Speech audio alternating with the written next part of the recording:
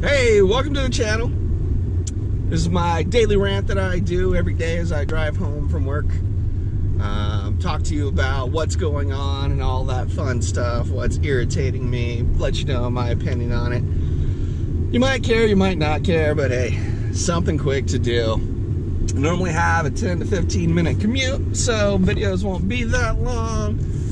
I also don't edit these, minus short little intro and outro, because I don't want you to see the random crap that I do. Because, you know, that's not fun. So, on to today's rant. I don't know, it's difficult to pick a subject today, primarily because I normally use the news and stuff like that. However, there is spotty internet access at work, and I actually had work I had to do, which is surprising for some, but hey, that happens. But I did stumble across an issue that I have with my cell phone provider. My cell phone provider, national carrier, absolutely horrid. I live in a fairly large city, the largest city in the state that I live in, and I should have complete service, but I don't, and I never do.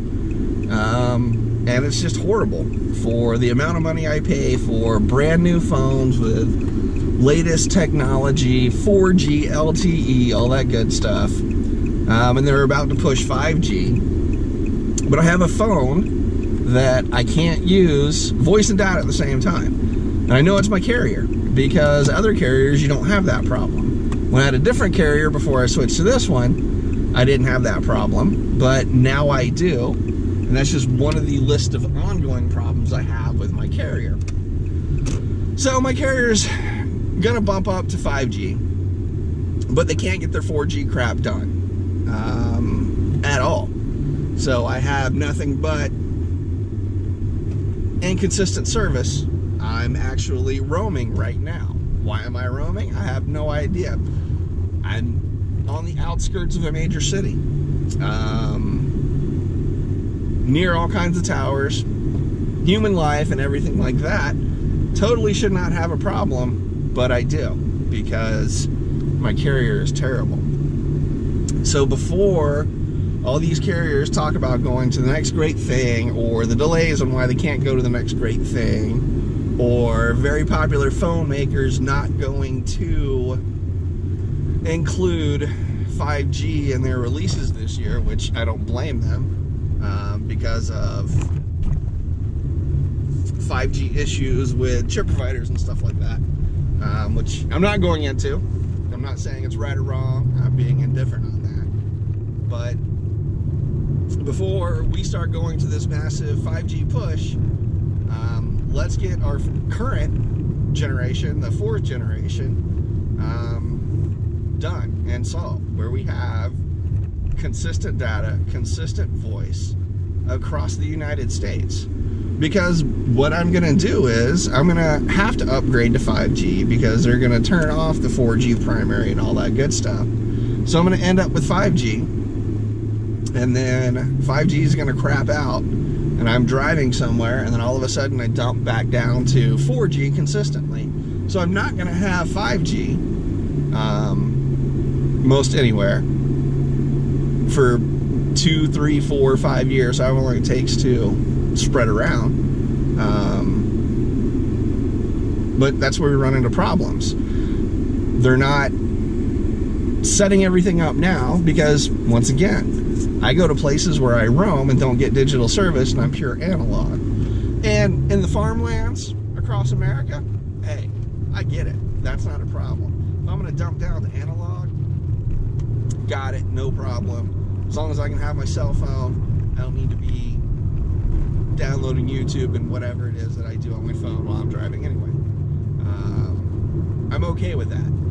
I'm not okay with major metropolitan regions not having the 4G that has been advertised, and it's still spotty, and it's still crappy along the majority of the US for the major carrier that I have.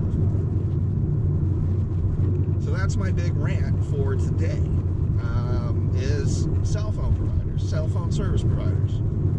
You need to pull your heads out of your butt and figure out what's going on. And before we go to 5G, 6G, 7G, 8G, however many Gs you want to go to, let's get the current issues, the current inconsistencies, the current coverage map redone so we have good, reliable data with what we already have. Because 5G is going to be expensive. I know it. I'm going to raise my phone to take advantage of this 5G upgrade that you're doing. And all that wonderful stuff. Prime example, I am a couple hundred feet from a tower, and I am not 4G and not full bars. I'd show you, but it's not going to go too well while I'm driving and all that good stuff. But yes, that's my rant for today. But I'm not signing off just yet, because as I was talking about this, I discovered I remembered an interesting article that I read. I don't remember where I read it. If I did, I would annotate it down below. But the U.S. Navy has all these high-powered destroyers. I believe they're DDG or DD or DG-51 series. But they've got this awesome futuristic cockpit for the ship's drivers. It's a virtual navigation system that's supposed to eliminate some of the common errors that would happen when they control throttles separately. But they removed physical throttles and gave them a computer screen. So the fleet and everybody in the Navy is like, hey, this is a bad idea. We don't like it. We want our physical throttles. We want to feel the vibrations. We want to feel what the ships are doing. We want to feel what the rudders are doing. We want to feel what the propellers are doing. This is what we train for. We want to feel and have manual feedback so we can identify if there's an issue. With the computer acts exactly like the computer is supposed to act. So if you don't have good training and programming protocols, you can have a whole bunch of issues. So it turns out that them not having the controls was one of the contributing factors of the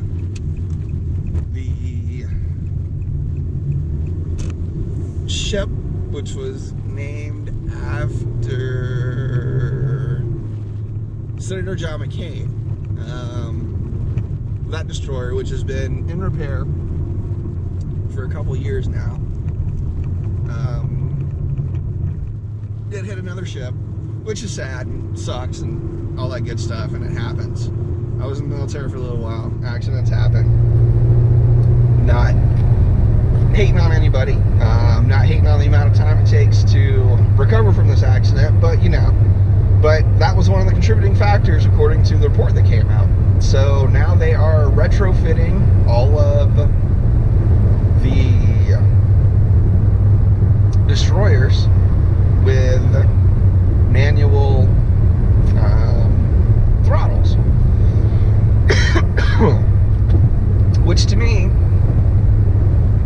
the more and more we get technology, the more and more dependent we come on technology, we discover that technology is not necessarily bettering or enhancing our lives.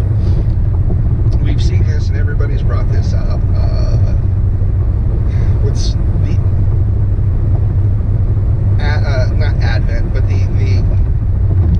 with the massive and continued usage of social media, we've become antisocial.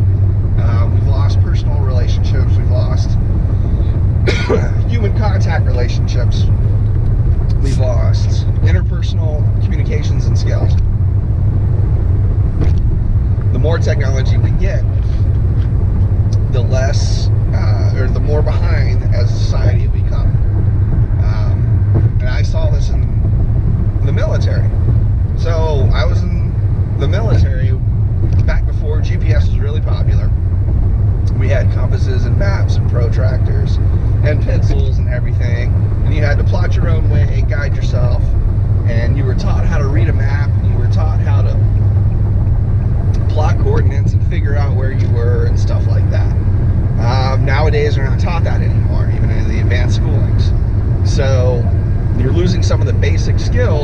that you had. And then shortly after, it became common practice to utilize GPS for everything. I was on a training event where no one thought to bring maps or compasses or anything like that, and all of a sudden the GPS network went down. The unit, and it wasn't my unit, I was an evaluator, but the unit was completely immobile for a little bit because they didn't have maps, because they didn't have compasses, because they didn't have protractors or anything like that. They were unable to perform their missions because the automated systems went down. Yes, they were only down for a short time, and it was only during the training event. It uses the same real-world systems, but they crash the training stuff to make sure the real-world systems go, so we don't have this actual problem in the real world. But it explained or showed my point of we're too dependent upon technology. I'm too dependent on technology. I don't look up in a phone book anymore. That's why I have Google at my fingertips. I don't look up information in books anymore because I've got Wikipedia and I've got the internet, and I can have that instant gratification. So I'm definitely not saying I'm better than you, but I am fully aware of where I'm lacking, and that's just one of the things I'm lacking in, and one thing I see. But I'm sure I'll see more reports of similar stuff like this as we go to self-driving cars and everything like that. Imagine 10, 20 years from now, where everybody has a self-driving car, we all of a sudden forget how to drive. And then self-driving car, because at that point, if everybody has a self-driving car, do you need to take a driver's license test? Well, probably not. You don't need a driver's license anymore because you have a self-driving car. So you don't learn how to drive, you don't do anything, you become so dependent on this technology, all of a sudden technology fails and you have to go back into manual. Well, it hasn't happened in 10 years. You haven't had to drive manually for the last 10 years, so why do we need to teach it? So that's what I see. One of the potential issues where we lose our skills, we lose our basic things as we advance technology so fast. Now I know at some point the use of technology proves to be where you don't have to do it the old way anymore. I'm not saying let's go out and grow our own vegetables and shuck our own corn and become self-serving subsistence farmers to do everything on our own. Not at all. At some point, the time just goes by to where, okay, it is now standard practice, but we're accelerating the standard practice much faster than we did years ago. So, might want to be wary of that. Watch out. Just one of the observations I had. But, thanks for watching. I upload these every day. Normally 10-15 minutes after I get home. Do a quick edit. So, you can see the next one tomorrow. Thanks for watching, and I will see you tomorrow.